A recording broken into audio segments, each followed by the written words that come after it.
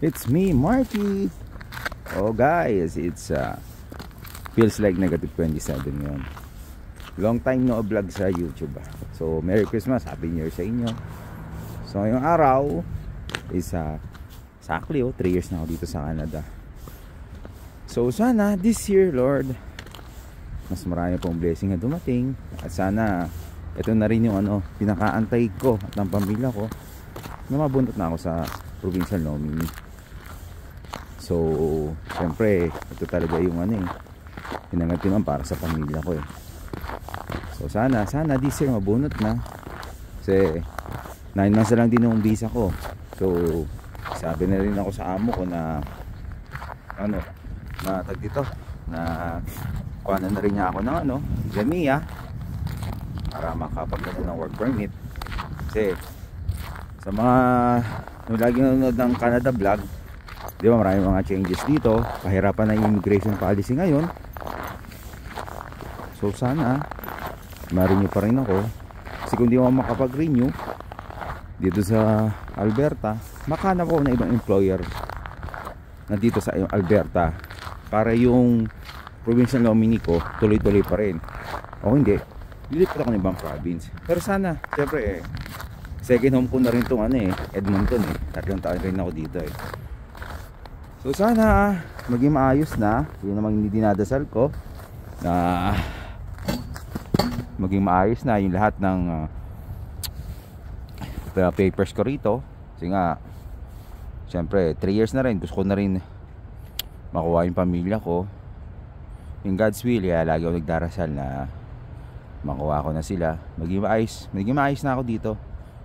Kasi ang hirap din talaga ng foreign worker dito . Kasi nga close permit ako, although na skilled nga ako baker. So hindi pa din kumuha ng isang trabaho kasi nga isa ka lang close permit ang permit ko. So isang employer lang ako. So dito sana magtuloy-tuloy na to. Malalaman to, it's a make or break kung stay ba sa Canada or babalik ng barko.